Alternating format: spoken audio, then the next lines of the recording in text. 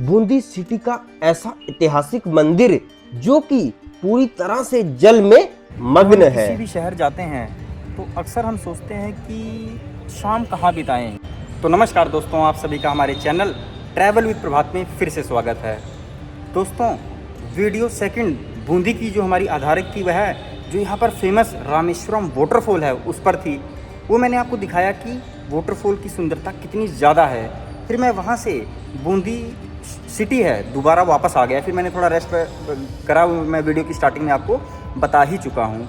उसके बाद मेरा मन करा कि मुझे बावड़ी देखना है, क्योंकि जो बावड़ी है स्टेप वेल काफ़ी सुंदर होता है। तो मैंने सोचा क्यों ना सबसे पहले वहीं पर चला जाए। आइए आपको मैं ये बताता हूँ कि यहाँ का टिकट का कॉस्ट क्या है और कैसे यहाँ पर पहुँचना है। दोस्तों, आज मेरा बूंदी में डे 1 है। जब मैं रामेश्वरम वाटरफॉल देख करके आया तो थोड़ा थक गया था, तो मैंने निर्णय लिया कि यार थोड़ा मैं आराम कर लेता हूँ। तो मैंने जोस्टल में अपने रूम में आकर के थोड़ा आराम किया और फिर शाम को फिर से निकल पड़ा बूंदी सिटी को एक्सप्लोर करने के लिए। तो मेरा सबसे पहला लक्ष्य था कि रानी जी की बावड़ी ऐतिहासिक स्थल है, उसको देखा जाए। तो मेरे को किसी ने बताया भी शाम को 5 बजे यह जल्दी बंद हो जाता है। तो मैं तुरंत उस ओर भागा और यहाँ पर प्रवेश द्वार पर पहुंच गया। जब मैंने टिकट पता करी तो 55 रुपए की टिकट है यह स्थल देखने के लिए, लेकिन मैंने 80 रुपए की टिकट ले ली, जो कि टोटल आप बूंदी सिटी की 4 चीजें देख सकते हैं। मैं आगे बताऊंगा भी 4 चीजें कौन सी हैं, और ये टिकट कल शाम तक वैलिड रहने वाली है। तो कुछ पैसे यहाँ पर हमारे बच जाने वाले हैं। तो मैं जब आगे की ओर बढ़ा तो सुंदरता लगातार बढ़ती जा रही थी।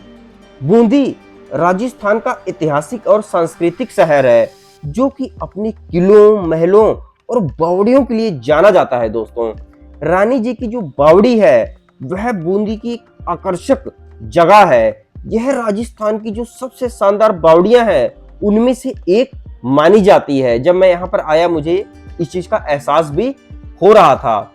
1699 में रानी नथावत जी के आदेश पर रानी जी की बावड़ी का निर्माण किया गया था। यह बावड़ी बूंदी के छोटे से बाग में स्थित है।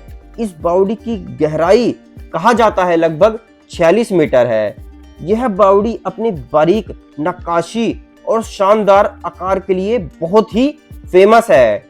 बूंदी की रानी जी की बावड़ी में जाने के लिए एक भव्य प्रवेश द्वार को पार करके यहाँ पर आना होता है, जिसको अभी हमने पार करा।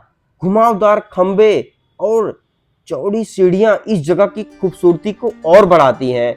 तो मैं यहाँ पर एक एक चीज को काफी बारीकी से देख रहा था, समझने का प्रयास कर रहा था कि इतिहास में कितनी सुंदरता से इस चीज को बनाया गया है।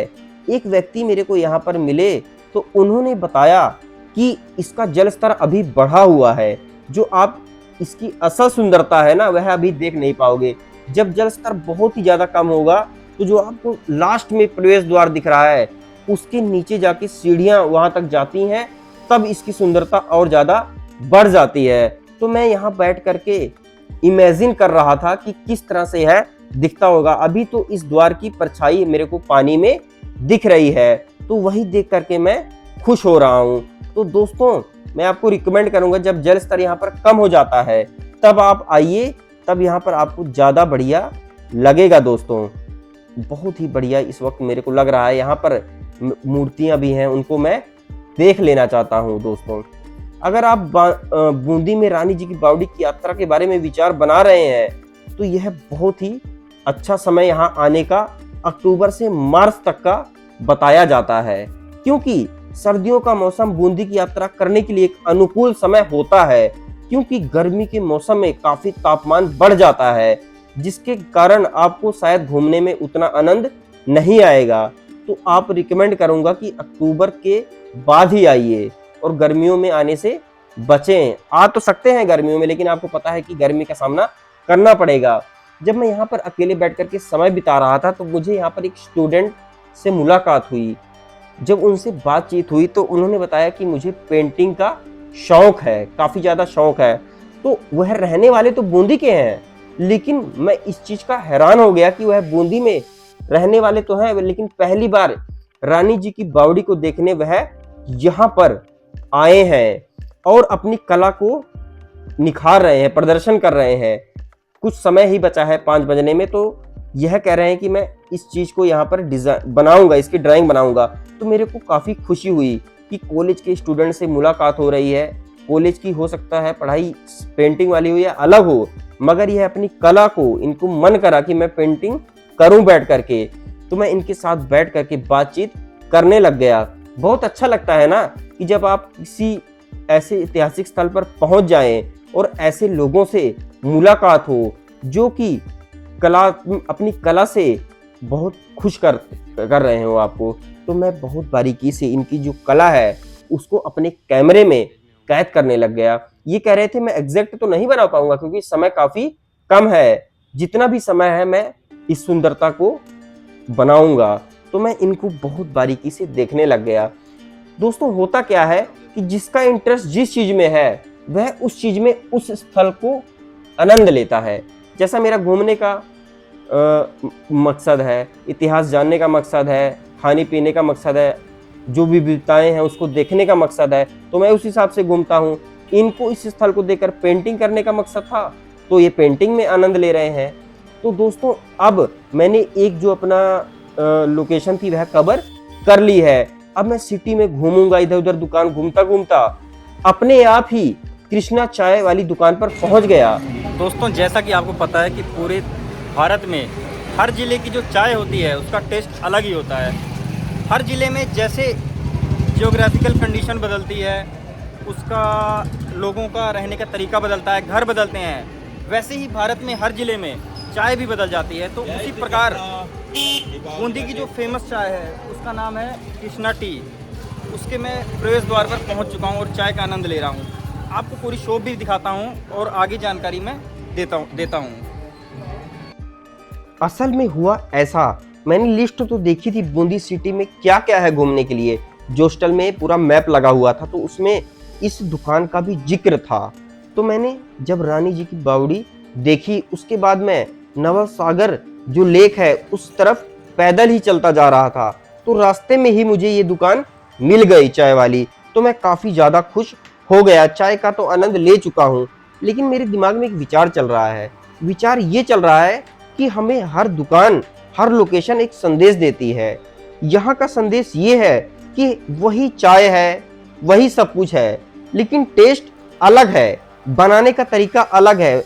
और ये जो भाई जी हैं चाय वाले, इनकी मुस्कान अलग है जो अपने आप में दिल में एक अलग प्रकार की खुशी दे रही है। अब मैं इनकी दुकान को एक्सप्लोर करने लग गया। मैं इनकी दुकान पे देख पा रहा था कि कितनी बड़ी संख्या में पूरे भारत से लोग यहाँ पर चाय पीने आए हैं और अलग अलग संदेश उन्होंने पेंटिंग्स द्वारा दिए हैं। किसी ने अपने चैनल का नाम लिखा है, तो किसी ने चाय के बारे में बताया है। हर व्यक्ति एक संदेश यहाँ पर लिख के गया हुआ है। जैसे हम कहते नहीं है चाय पे चर्चा, तो उस तरह की जो भी उसके दिमाग में, अपने दिमाग से चर्चा कर रहा होगा, क्या पता उसने इस संदेश को यहाँ पर लिखा हो। तो बहुत ही बढ़िया लगा मुझे इस दुकान पर। काफी खुशी होती है ना जब आप कुछ अलग चीजें करते हैं दिन में। किसी भी शहर जाते हैं तो अक्सर हम सोचते हैं कि शाम कहाँ बिताएं, कोई ऐसी जगह मिल जाए जो शांति वाली हो, जहां हम बैठ करके कुछ गाने सुन सकें, कुछ समय अपने साथ बिता सकें। तो उसी प्रकार से जब मैं बूंदी आया तो मैं ऑटोमेटिक ऐसे स्थान पर पहुंच गया कि जो कि शाम बिताने के लिए बहुत ही बढ़िया है। असल में बूंदी के बारे में मैं बात करूं, सुबह से निकला हूं बूंदी घूमने के लिए, तो मैंने एक ख़ास चीज़ महसूस करी कि बूंदी जो ज़िला है राजस्थान का, इसकी जनसंख्या ज़्यादा नहीं है, काफ़ी शांत इलाका है, दौड़ता भागता शहर नहीं है। तो जब मैं इस स्थान पर पहुंचा जहां अभी मैं बताने वाला हूं, तो यहाँ पर मुझे काफ़ी शांति मिली। तो बताता हूं आपको वह कौन सा स्थान है। रानी जी की बावड़ी देखने के बाद और कृष्णा चाय की जो दुकान थी उसको एक्सप्लोर करने के बाद मैंने सोचा ऑटो ले लूं नवल सागर लेक के लिए। मगर मैं 1.5 किलोमीटर पैदल चलता हुआ इस झील पर पहुंच गया और पहुंचते ही दिल में इतनी ज्यादा खुशी हुई कि मैं बता नहीं सकता, क्योंकि जो हरी पहाड़ियां थी, बड़े बड़े पहाड़ थे, उनकी परछाई सामने पानी में दिख रही थी जो दिल को काफी खुश कर रही थी। फिर सामने मुझे एक मंदिर दिखा, जिस मंदिर को देख करके मैं काफी हैरान हो गया। आसपास काफी लोग बैठे थे लोकल, तो मैंने उनसे पूछा इस मंदिर का नाम क्या है। तो उन्होंने बताया बेटा इस मंदिर का नाम जलमग्न महादेव है, क्योंकि यह पूरी तरह से जल में मग्न है।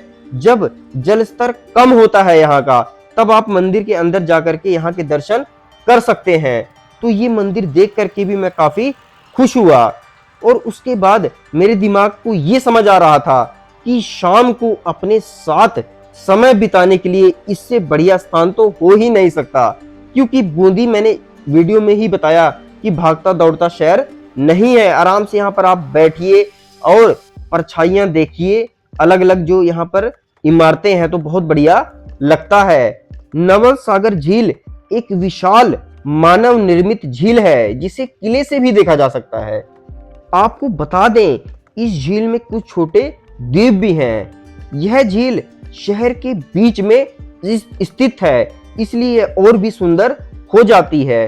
पूरे बूंदी शहर की दर्पण इमेज जब झील के निर्मल जल पर पड़ती है, तो यह टूरिस्टों के लिए बहुत ही आकर्षक का केंद्र बन जाती है। कल हम किले से इस चीज को देखेंगे कि यह शहर के सेंटर में स्थित है और पूरे शहर का दर्पण इस झील में दिखता है, तो कितना ही सुंदर यह दृश्य लगता होगा। दोस्तों अभी शाम हो रही थी और आप देखिए सामने किला दिख रहा है और झील है नवल सागर, तो कितना सुंदर दृश्य बन जा रहा है। अभी कुछ देर पहले इस दृश्य को हम किस तरह से देख रहे थे, और शाम होते ही रात होते ही यह दृश्य किस तरह से अचानक बदल गया।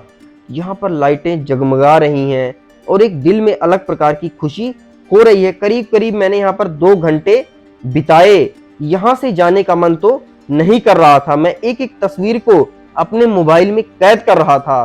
कुछ मैंने गाने भी सुने, फिर मैं आगे की ओर निकल चला। एक मंदिर मुझे दिखा, तो मैं उस मंदिर के बिल्कुल साथ ही था झील के, तो मैं मंदिर के अंदर गया और मैंने यहाँ पर दर्शन करे।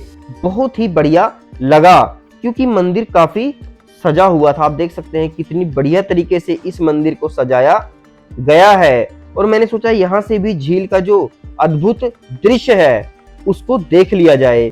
बूंदी में जब मैं आगे बढ़ा तो मैंने एक मंदिर देखा, जहां पर मुझे बूंदी के लोकल लोग नजर आ रहे थे। जब आप किसी भी शहर में पहुंचते हैं, जब तक आप लोकल लोगों से मुलाकात नहीं करते, तब तक वहां के कल्चर को, उस शहर को आप अच्छी तरह से नहीं समझ सकते।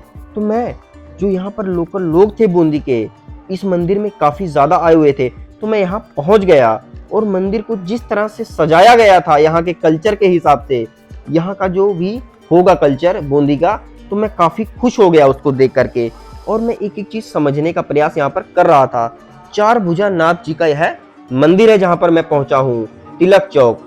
तो बहुत इतिहास मैंने पढ़ा, बहुत ही बढ़िया लगा। सामने भजन कीर्तन भी चल रहा था।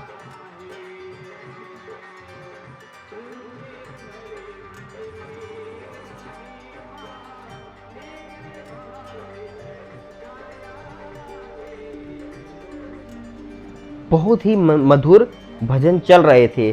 मैंने काफी देर यहाँ पर बैठा और फिर मैं आगे निकल चला। अब तो मेरे को भूख लग गई थी। जब भी आप किसी शहर पहुंचते हैं, जब तक वहां की आप टिक्की नहीं खाएंगे, क्योंकि हर जिले की जो टिक्की है, छोले की सब्जी जो डाली जाती है टिक्की में, वह अलग है। तो बूंदी में भी एक मुझे डिफरेंस दिखा। फिर मैंने और भी आइटम्स यहाँ पर खाए। फिर अलग आइटम मुझे एक नजर आ रहा था, जो छोले की सब्जी डालकर दिया जा रहा था। नाम तो नहीं मैं पूछ पाया, लेकिन काफी टेस्टी था। फिर मैं बूंदी शहर को, बहुत ही शांत शहर था, उसको बढ़िया तरीके से देख रहा था, किस तरह से इसको सजाया गया है। अकेला ही घूम रहा था, तो मैं इन जो यहाँ पर लाइटिंग हुई है, इनको ही देख करके खुश हो जा रहा था। आज 1 नवंबर का दिन है, तो इस तरह से इसको सजाया जाना एक आम बात है। बहुत ही खुशी हुई। फिर मुझे थोड़ा और भी भूख लग रही थी अब धीरे धीरे, लेकिन यहाँ से जाने का मन बिल्कुल भी नहीं कर रहा था। कितना बढ़िया लग रहा था, देख सकते हैं आप। हो सकता है यह सिटी का मेन कोई पॉइंट हो, लेकिन बहुत बढ़िया लग रहा था। फिर मैं पैदल चलता गया। फिर मैंने देखा कि काफी गोलगप्पे की दुकान थी और काफी भीड़ लगी हुई थी। तो मैंने सोचा क्यों ना भाई बूंदी के जो गोलगप्पे हैं इनको भी टेस्ट कर लिया जाए। तो दोस्तों ये भी काफ़ी टेस्टी थे। तो आज मेरा लगभग बूंदी का डे 1 कंप्लीट हो चुका था, तो ज़्यादा डिनर करने का मन तो नहीं था क्योंकि इतने आइटम्स मैंने खा लिए थे। तो मैंने सोचा कि एक सिंपल बर्गर ही खा लिया जाए। जोस्टल के ऊपर रेस्टोरेंट था, वहां पर मैंने बर्गर का आनंद लिया क्योंकि अब तो ज़्यादा भूख है नहीं थी। तो दोस्तों अब मेरे को बूंदी 2 को बढ़िया तरीके से एक्सप्लोर करना है, तो मुझे अच्छी नींद लेनी पड़ेगी। तो मैं सोने की तैयारी मनाने लग गया। तो आपको बूंदी की मेरी ये वीडियो कैसी लगी कमेंट करके जरूर बताएं और हमारे चैनल को सब्सक्राइब करें जरूर।